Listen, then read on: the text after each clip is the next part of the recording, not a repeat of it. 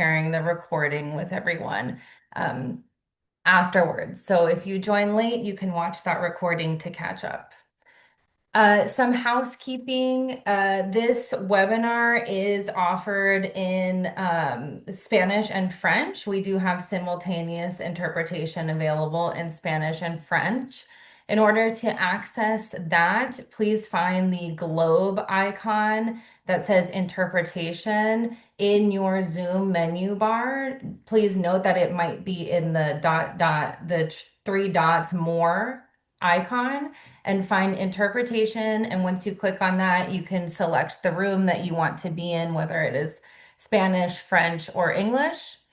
And please enter any questions or comments through the Q&A button. We will be having a Q&A portion at the end of the presentation. So I'm just going to give everyone a minute to find that interpretation button and join the room that they're interested in joining. All right. Hopefully that's working for everyone. If you have any issues, please feel free to write in the Q&A. Before we get started, just to familiarize everyone with who's on the call today, we have myself. You should know me by now, hopefully. My name is Stephanie Borcha. I manage the Small Grants Fund and Tech Fellowship of Global Forest Watch. I'm joined today by my colleagues, Isabella Barriga, Community Engagement Manager at Global Forest Watch, and Melora Rice, who is our Grants and Finance Specialist at Global Forest Watch and supports me on the Small Grants Fund. So these are the folks that are joining us today. You might hear from Melora later on in the Q&A section if we have any specific questions about the nature of our grants and subgranting, et cetera. So. The agenda for today is we're going to start off with an introduction to Global Forest Watch and Global Nature Watch. Then we will do an overview of the Small Grants Fund. We will review eligibility requirements, do a tour of the application platform so everyone is familiar how to actually apply through this platform, and go over proposal writing tips, and then we will have time for Q&A. So Global Forest Watch offers a suite of tools, of forest monitoring tools designed to increase knowledge and transparency about forest landscapes and harness information to mobilize local action by governments and civil society. This graph demonstrates one of the data layers that is most used by our Small Grants Fund recipients, which is our near real-time deforestation alerts. The way that this works is us at Global Forest Watch work with various satellite systems through a machine learning process. Our amazing team of researchers train these satellites how to detect tree cover loss or forest disturbance, which then goes through a computer algorithm process that identifies these alerts, which show up as these pink pixels on the Global Forest Watch map. These alerts are then shared with relevant audiences via subscriptions or just exploring the map. And then these users act on these alerts, and this cycle repeats. This graphic here is demonstrating these pink pixels, which are our near real-time deforestation alerts. And we can see here that they've picked up on some recent clearing over here that is likely man-made because of the straight lines and squares and this road leading to it. So this is an example of what the alerts look like on the map and how folks are using them to identify potential recent clearing. Just a reminder before we get to the next slide that prior knowledge or mastery of Global Forest Watch tools is not a requirement for this grant opportunity. Instead, we are looking for a demonstrated commitment to forest monitoring and sustainable forest management, and that the applicants can articulate how the tools and data on Global Forest Watch and or Global Nature Watch will provide a value add to your existing work. Of course, if you do have former knowledge of Global Forest Watch, that's great as well, and we certainly invite you to share more about that in your application. So next, we're going to do a brief demonstration on Global Forest Watch, keeping this in mind that not everyone needs to have former knowledge, just for the benefit of those that aren't as familiar with Global Forest Watch, so you can understand a little bit how it works and be able to better articulate that in your application. Let me just make sure my sound is sharing. Yep. Okay. This is a brief demonstration on Global Forest Watch map and dashboards for those that are not familiar and are interested in getting an initial understanding of the tools and their capabilities. GFW provides an integrated, openly accessible suite of tools designed to enable experts and non-experts alike to access information about forest change to mobilize action. These include the map and dashboards, where users can explore hundreds of data sets. Forest Watcher, which is available as a mobile application for users to download data and take it offline and into the field. And we also have Map Builder, which is an easy to use tool where you can create your own customized maps using GFW data along with your own data. This demonstration will focus just on the map and quickly review dashboards and analytical capabilities as well. To get to the map, you just click on this map button at globalforestwatch.org and it will take you to this screen. There are 3 data layers that are automatically selected when you get to the map. These are tree cover gain, tree cover loss, and tree cover. Here are the dates for each of these layers, which is important to note because some data layers represent different years. Other things to note on this page are the search capability, where you can search for any of these items, locations, coordinates, etc. And we also have over here on the bottom right a map how-to guide, which you can also take a tour of the map through this feature. Other things to note in the data layers are this eye icon provides you information on the metadata. And this includes the source, update frequency, cautions, etc. So this is a really important resource to explore and understand the data better. We also have all of these 5 categories of our data. These are forest change, land cover, land use, climate, and biodiversity, which you can explore at your leisure to understand which data layers might be relevant to your work.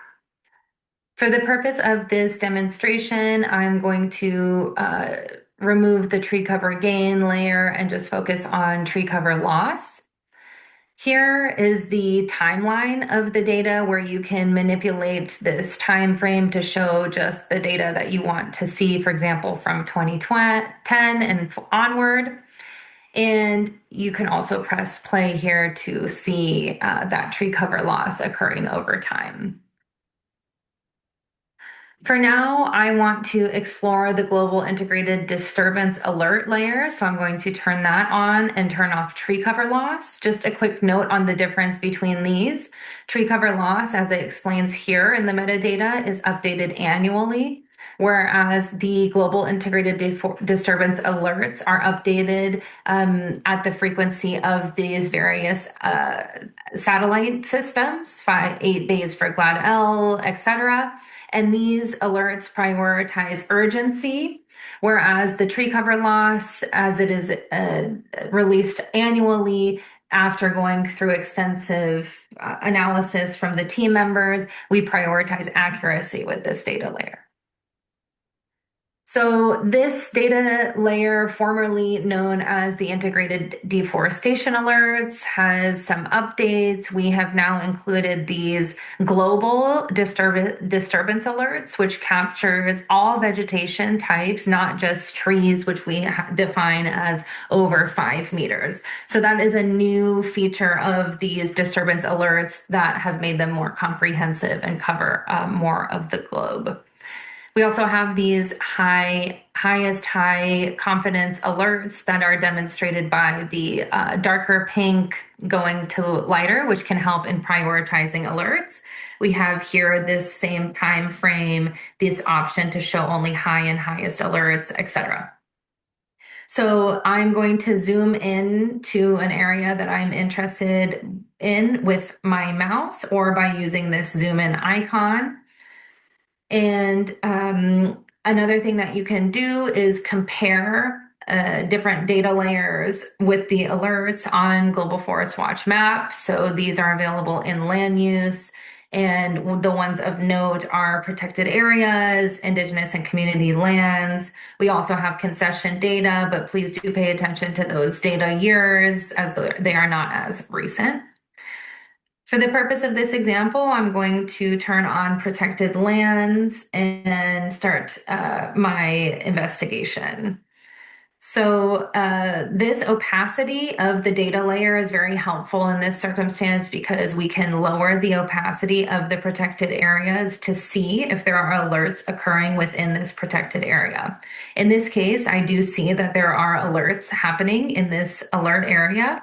So I think that this is an area that I want to keep track of. In order to create an area of interest, I'm going to click here. This is an important piece because we do ask about this on the Small Grants Fund application. There is a question about your areas of interest where we ask you to describe them and also include a GFW hyperlink. This question, there are often mistakes, and this is important for our selection committee to be able to look at your area of interest and reference what is happening on the ground there. So I'm going to click draw or upload shape.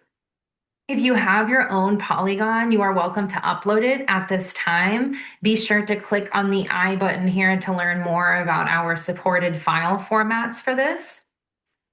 For now, what I'm going to do is start drawing my area of interest by clicking here and starting to click on the map, the boundaries that I want to establish for my area of interest. So I'm going to create that now.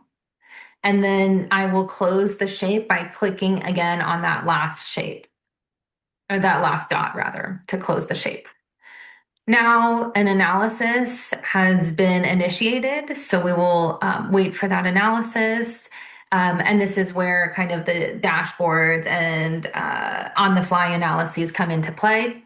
So here we have a brief overview and summary of this area, more details about it. And this analysis will be generated with whatever data sets you had turned on when you click on the analysis. So in this case, I had the alerts turned on, so it's going to give me an overview of those alerts. Now, there are two ways that you can create the shareable hyperlink from here. One is by clicking here and sharing the analysis, which will make this area available to anybody that clicks on it. Or you can save it to my GFW, which is a great way to also subscribe to email notifications of alerts. So I'm going to do that now.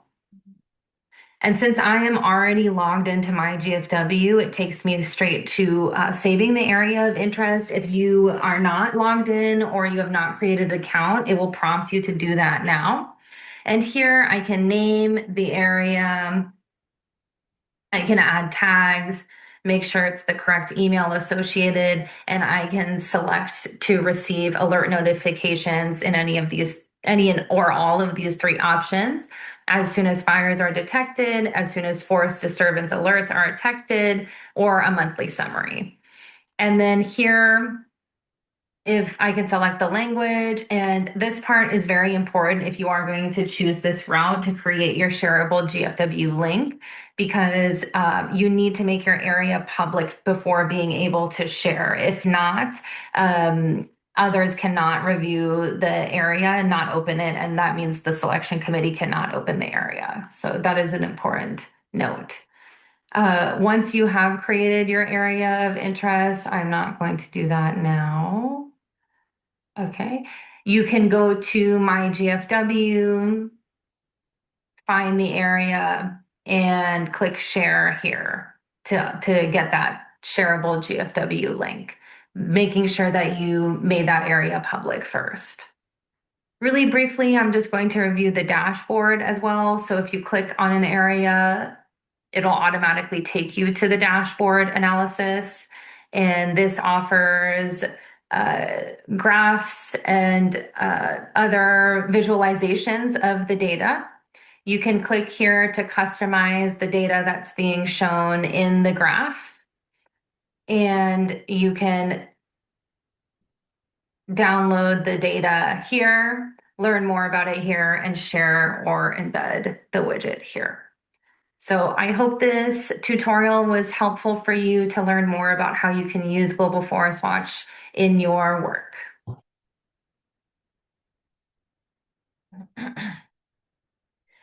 Great. I hope that was helpful for everyone. And hopefully everything is good with the interpreters. Sorry, I know that video was speaking quite fast, so hopefully everyone is all caught up now.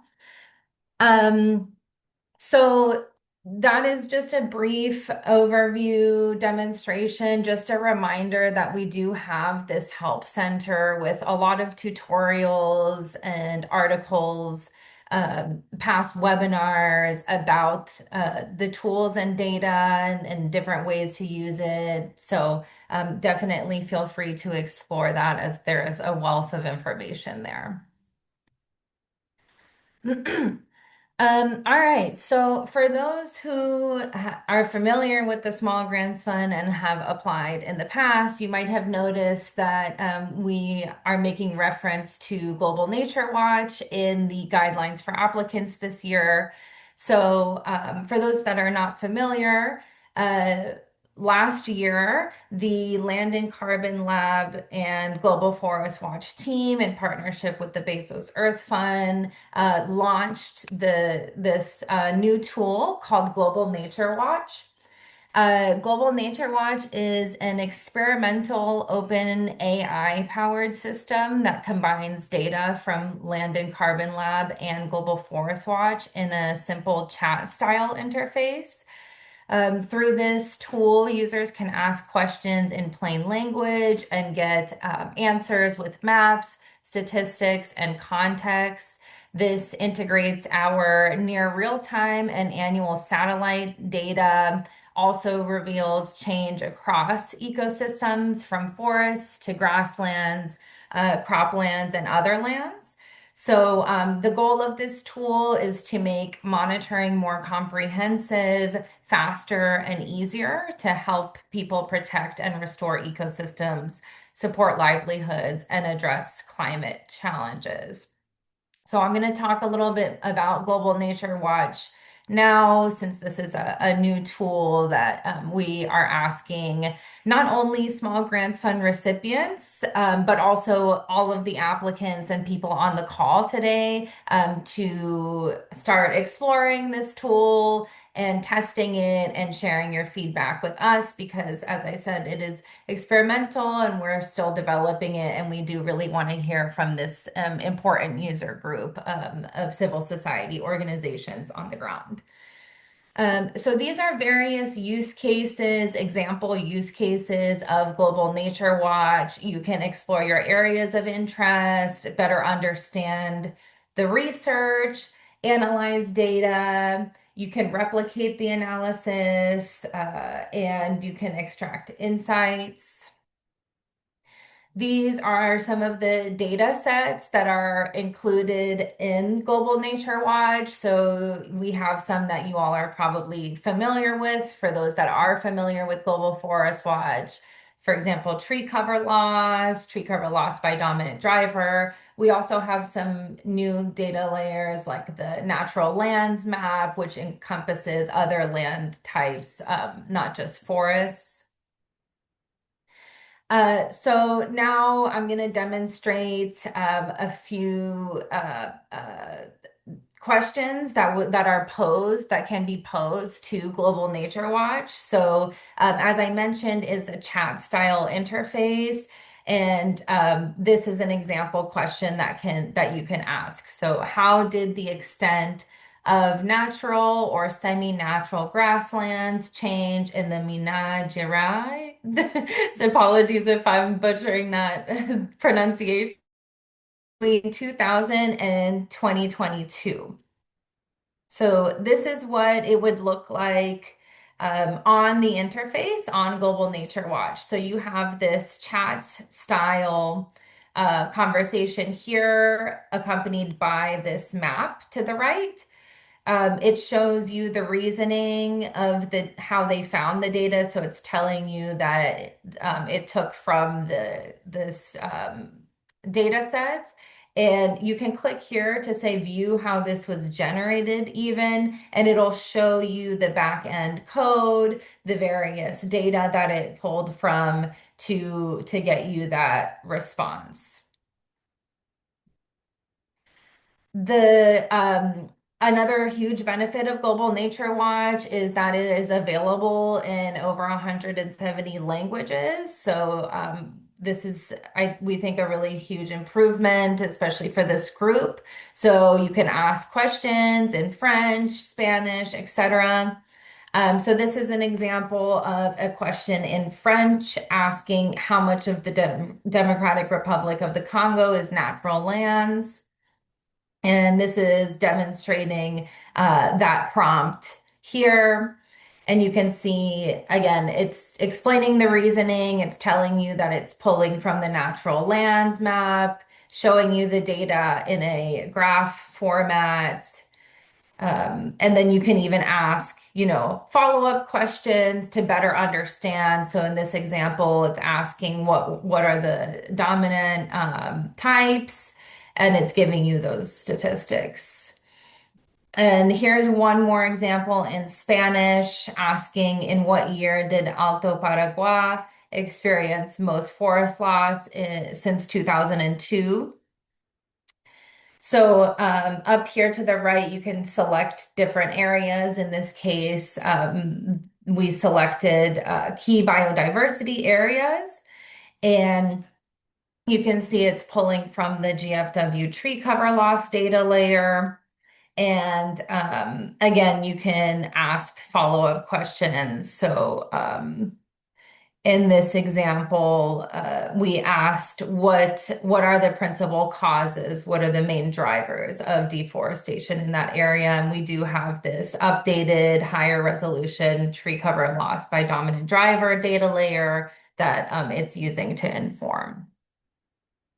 So just like Global Forest Watch has a help center, Global Nature Watch also has a help center. So you can find that here in the top right, and that will give you more information about the system, etc. And we invite, everyone in this webinar to explore the tool and start using it and providing us with feedback. So you can do that simply if you're in the system by clicking thumbs up or thumbs down to the response that you received, or you can email us directly at landcarbonlab@wri.org. And this is accessible just at globalnaturewatch.org if you want to access the tool. Great. So now we're going to move into overview of the Small Grants Fund. The objective of the Small Grants Fund is to strengthen the capacity of nonprofit organizations to effectively use GFW tools and data and Global Nature Watch as well to reduce illegal or unplanned deforestation and sustainably manage forests. Our grant range is between 10,000 to 40,000 US dollars. Oh, sorry, that is a typo. The project timeline is June 1st, 2026 to May 31st, 2027. And there's going to be a more detailed timeline later on with the correct dates. We usually fund about 10 to 12 projects. And the benefits are financial and technical support. So each grantee is assigned a WRI GFW staff member to lead you through, to help support you through the project. And of course, access to the wider grantee networks and events. So you'll notice on the application, we give you an opportunity to explain your project approaches with a primary and optional secondary approach. These are the 5 examples of project approaches that we are looking for. And I'm going to show you an example of each of these project approaches of, past grantees that took that approach for you to better understand. So for the advocacy approach, in the past, we had, for example, an organization that worked with Indigenous communities to develop monitoring brigades, which resulted in the creation of 6 demarcation maps.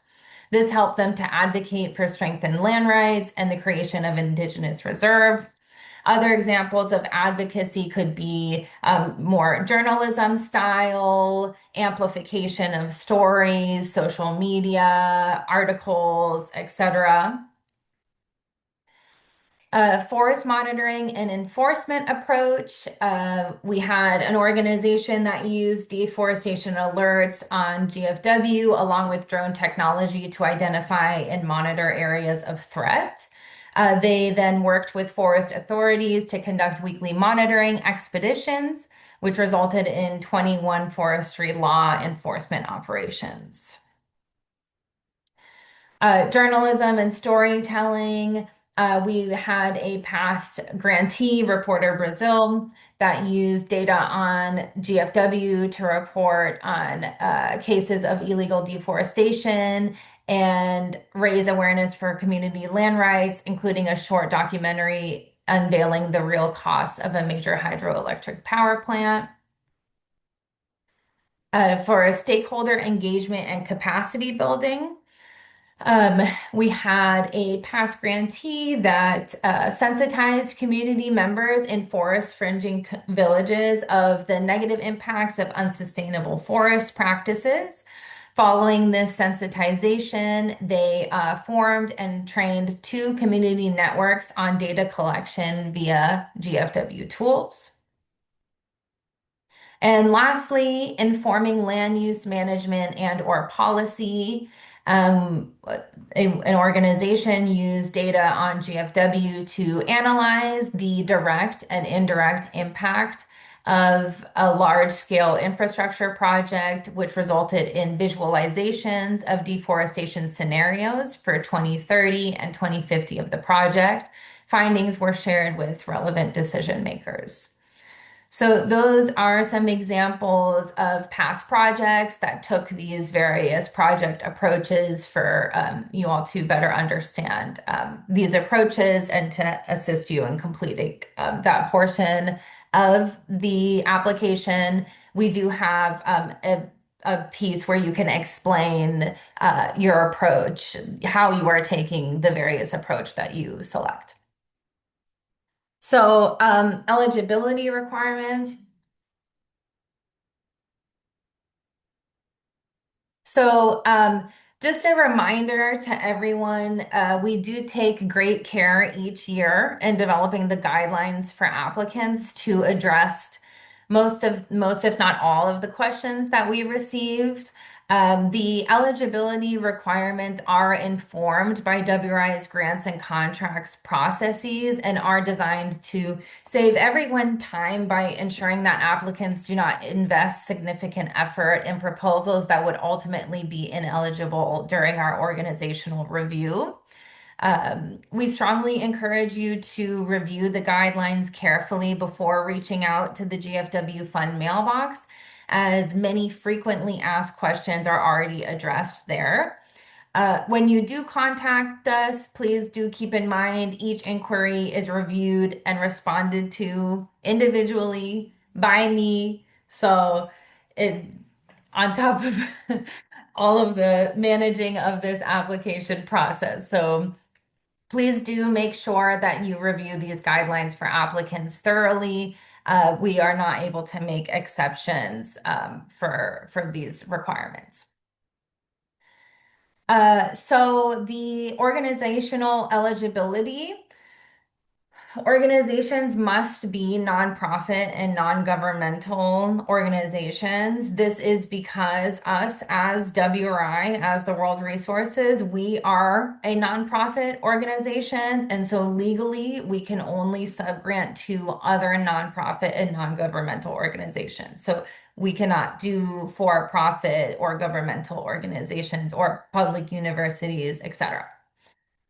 Um, we require annual budget greater than 50,000 USD, computerized financial system for tracking and recording expenses, um, can provide, we ask that organizations can provide their most recent audit, or in the case that they cannot, be able to provide balance sheet, income statement, and cash flow statement for the previous 2 years. These are all important for, you might notice on the guidelines for applicants, I didn't list every single one here, but one of the requirements is to receive a rating of medium to low risk on WRI's organizational assessment. These are all meant to ensure that the organizations can do that so that we don't end up provisionally selecting an organization that cannot pass that organizational assessment that is required for us to move forward with subgranting. And finally, we understand that, the applications, we accept applications in Spanish and French as well. But we do ask for each organization to have at least one project point person with professional working proficiency in English. This is because our financial reporting and the organizational assessment process, etc., it will be in English for the benefit of our grants and contracts team, which will be reviewing it. Project eligibility, as I mentioned earlier, we are looking for a demonstrated commitment to forest monitoring and sustainable forest management. Please do note that we are looking for projects that reduce illegal or unplanned deforestation. So really looking more at the protect of forest rather than reforestation, for example. So we are looking for initiatives that protect standing forests.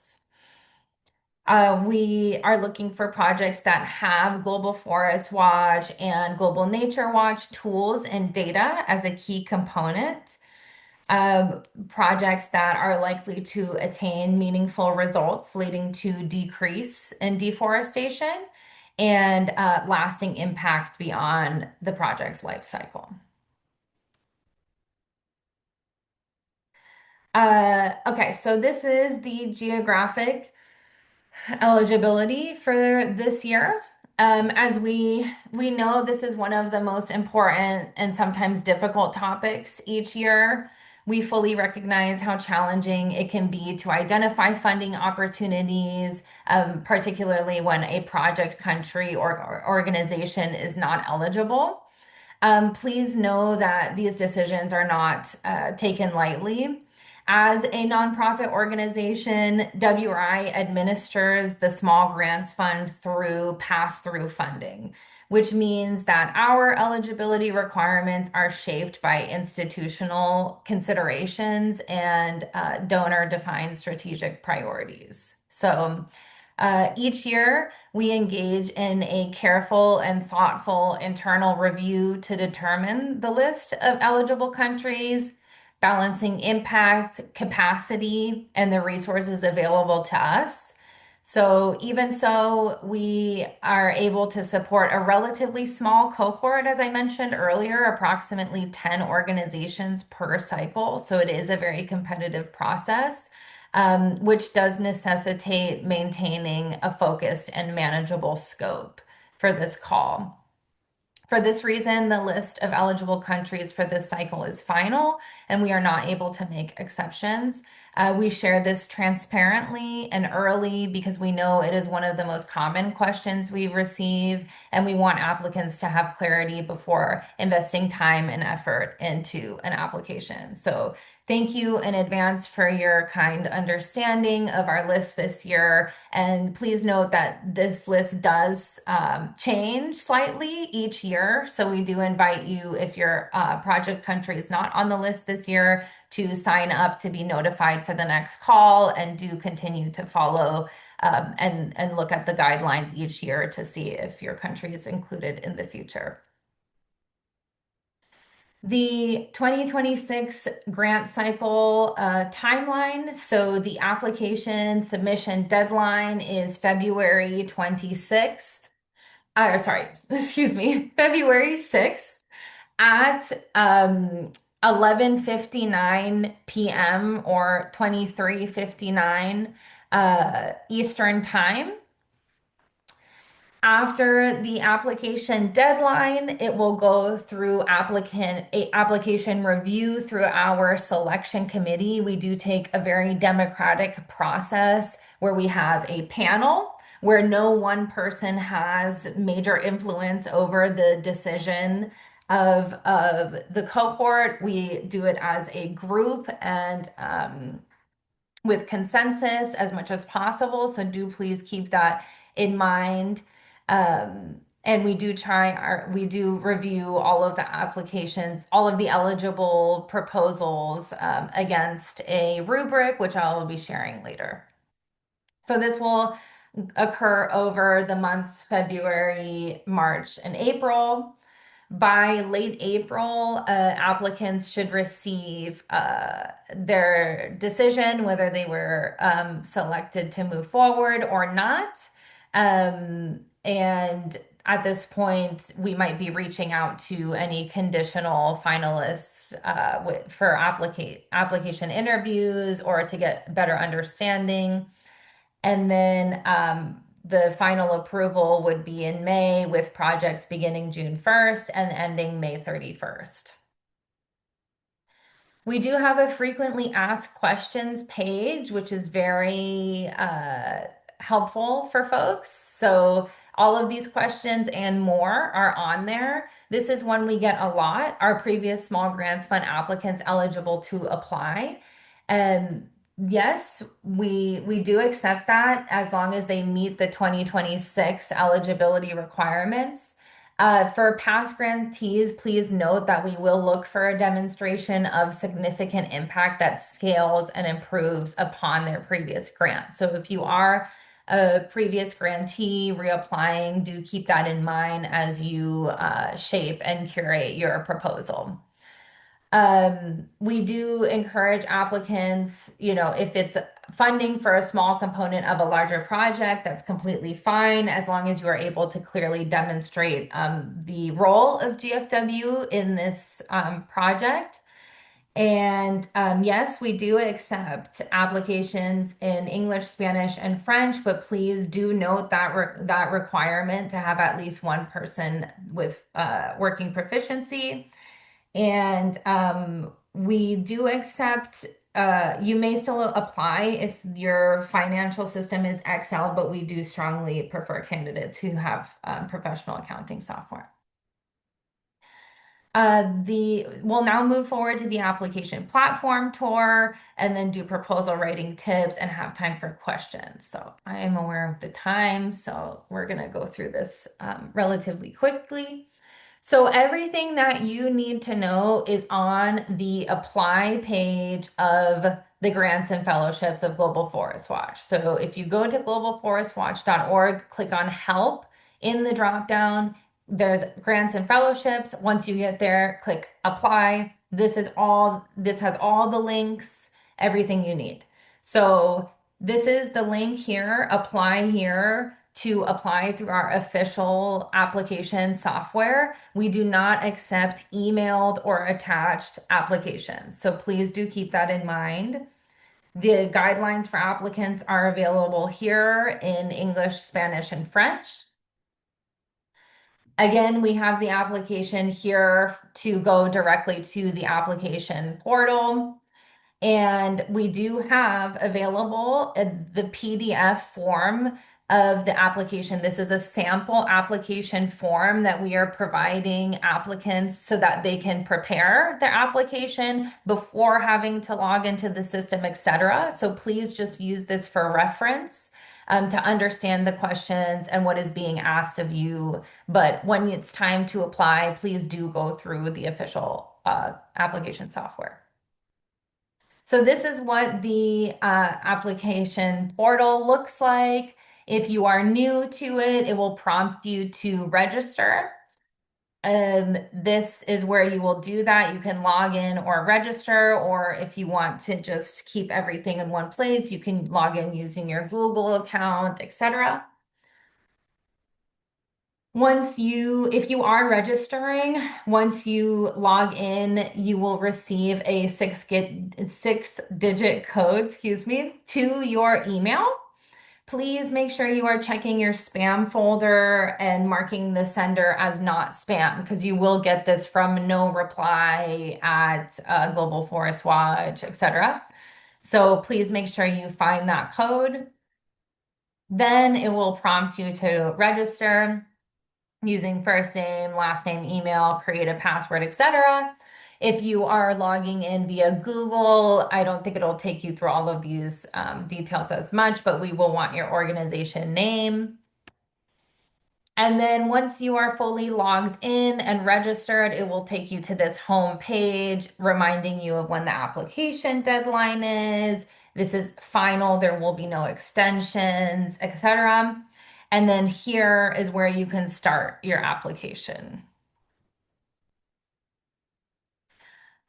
This is what it looks like. I'm using screenshots from last year, 2025, but it essentially looks the same this year. So please don't worry about that.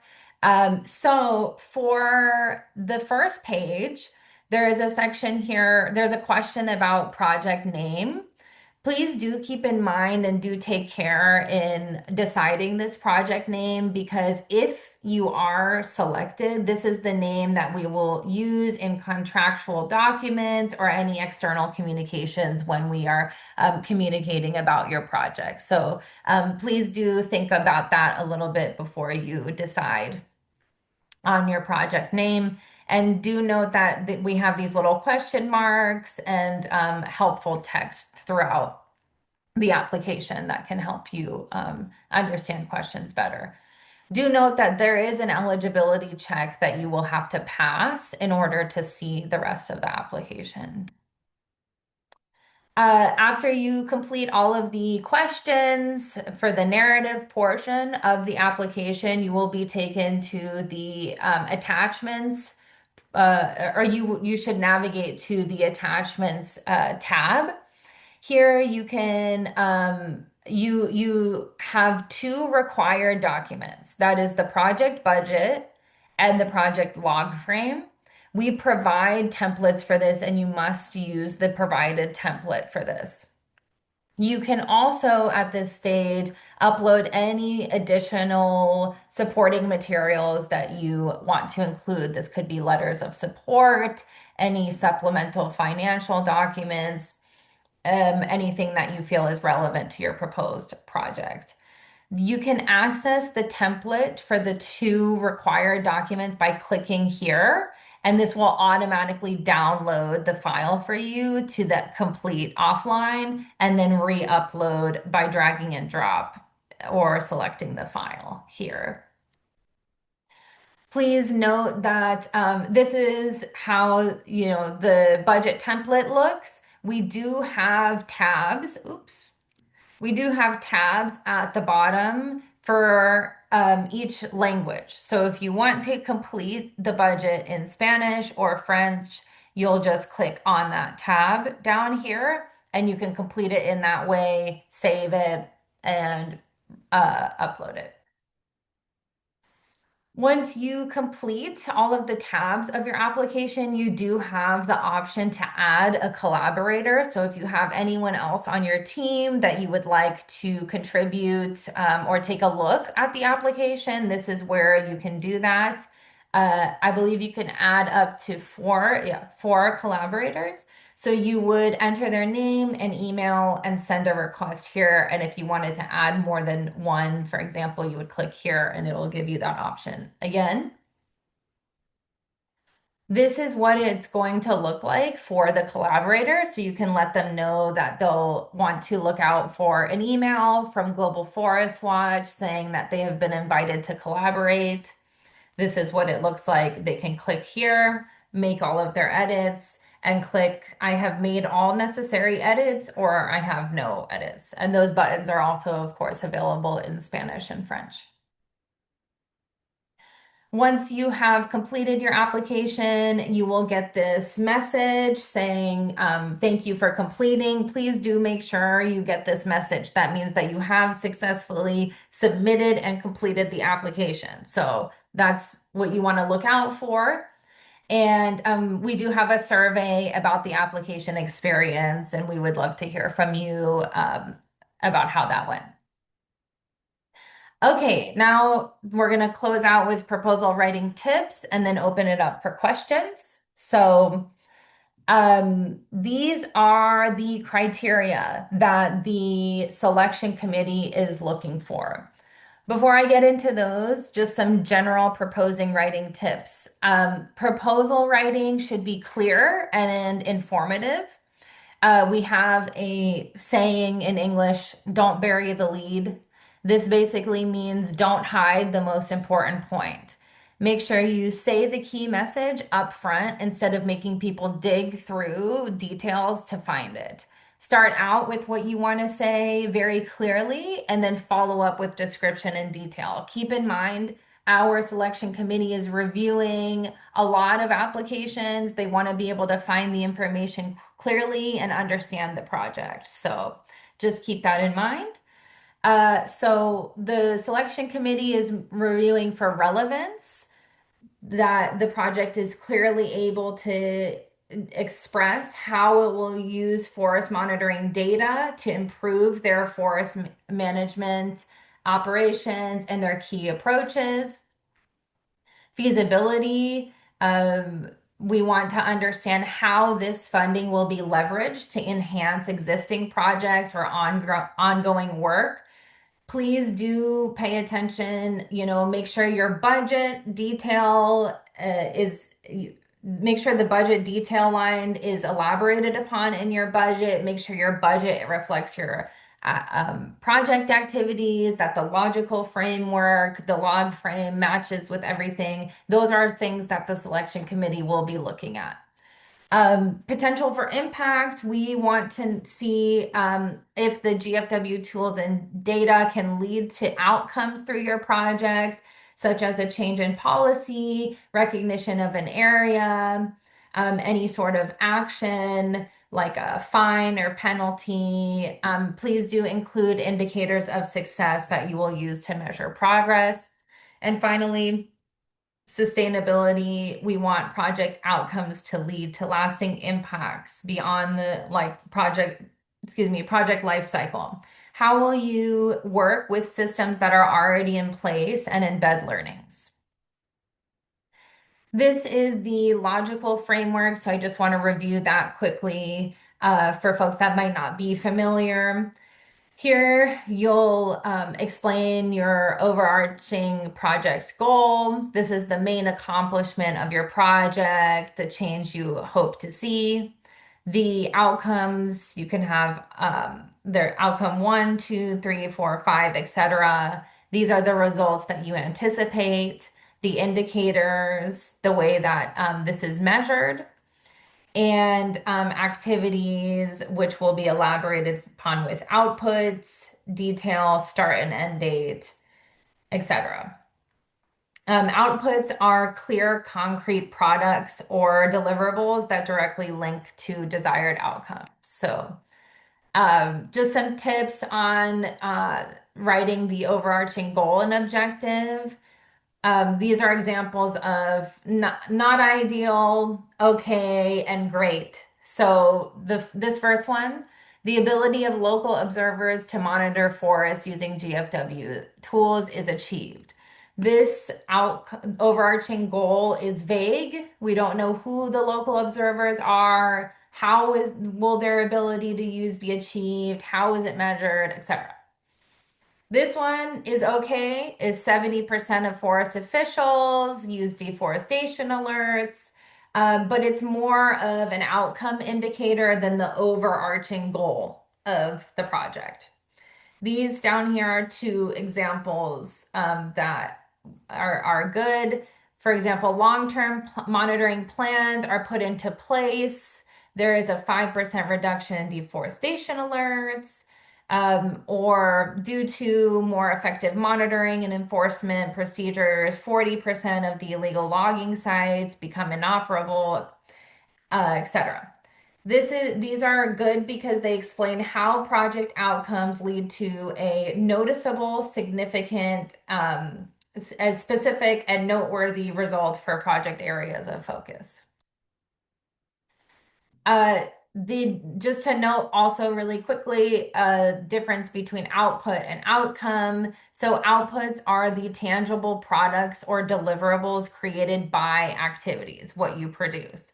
So, for example, 3 in-depth forest threat analyses are produced versus outcome are the immediate or short-term changes that result from those outputs. So because of these, more illegal activities are reported to authorities by forest fringing communities.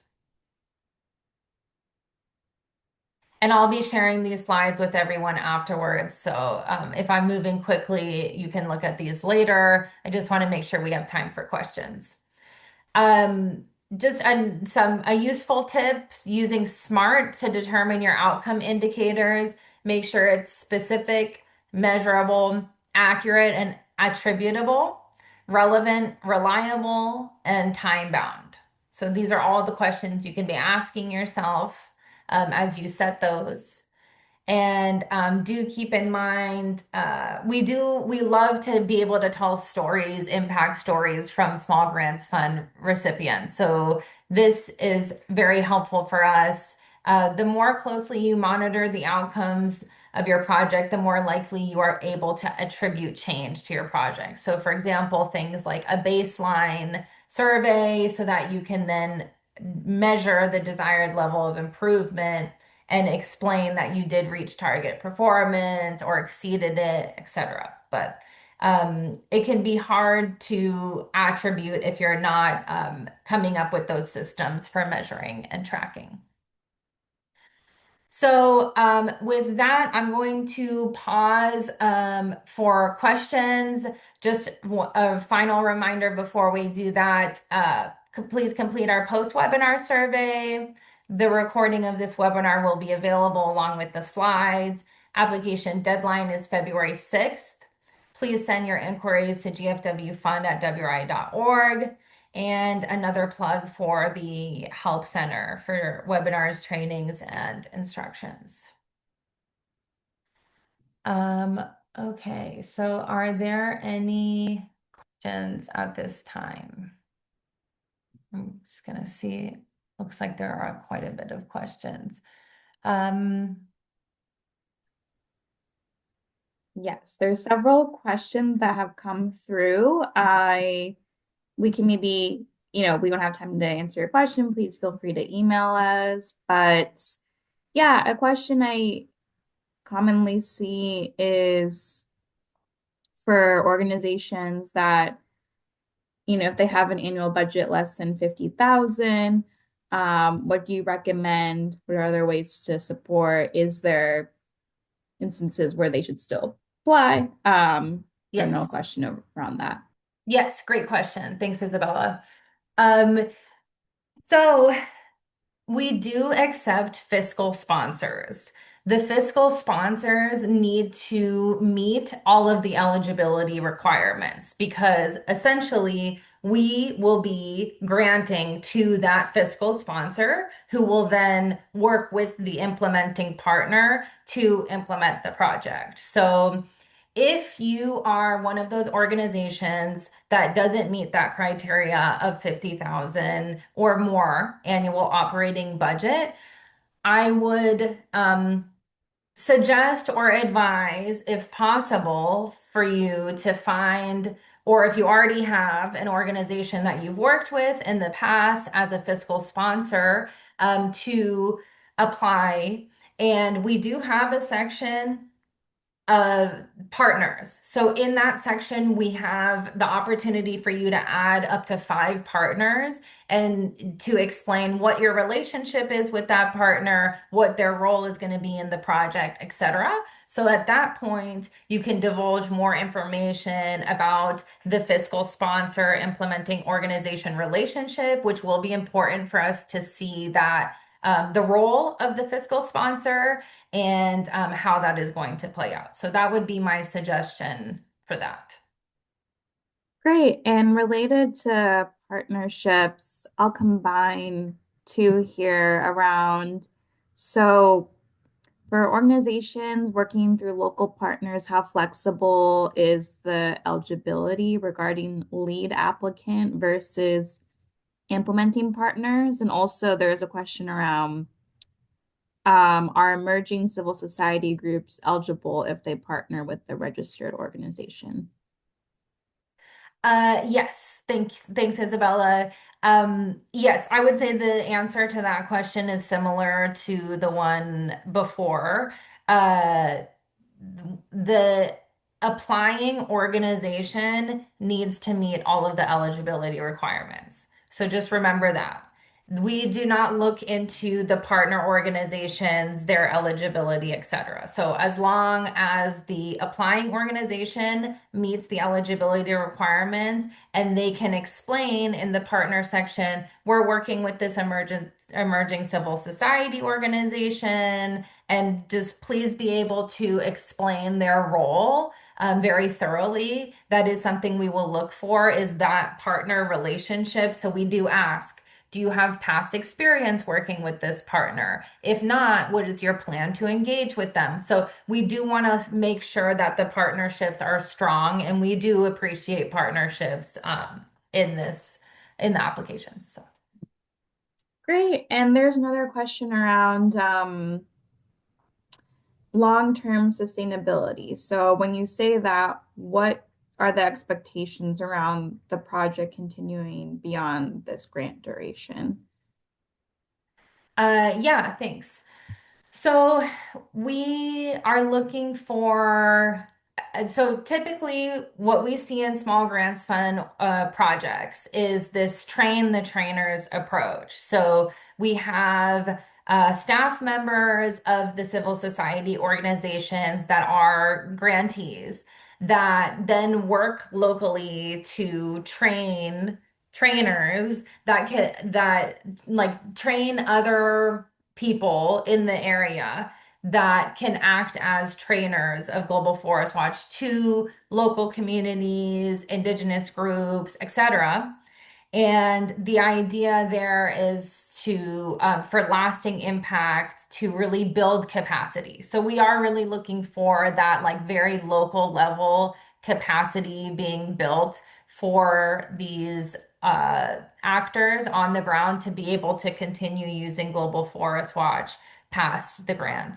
A reminder that Global Forest Watch is completely free and publicly accessible. So the funds are really for project activities or training materials and supplies, etc.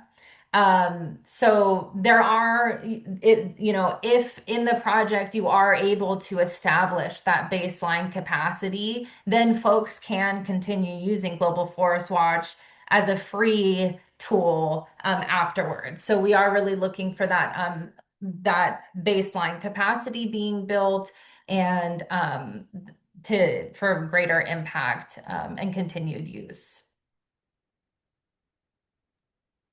Great. Well, I think we have just 1 minute left. So I think we want to thank everyone for all the questions they asked, and I've put the guidelines for applications in the chat, but I'd recommend if we didn't have time to answer your question to send us an email.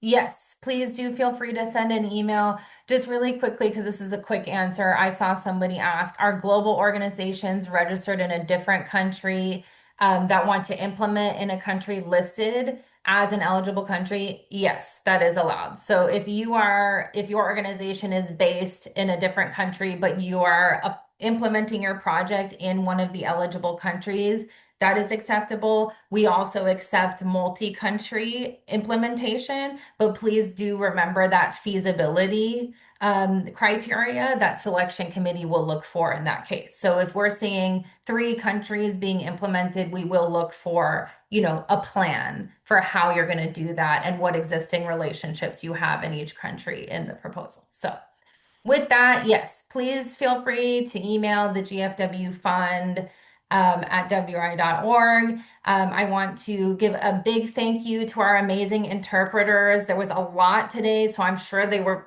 running and running. So thank you to our interpreters. We really appreciate you. Thank you to everyone for attending today. We will share the recording and the slides. And we wish everyone the absolute best of luck in applying, and we look forward to reviewing your applications. Thank you so much, and have a great rest of your day, evening, or night.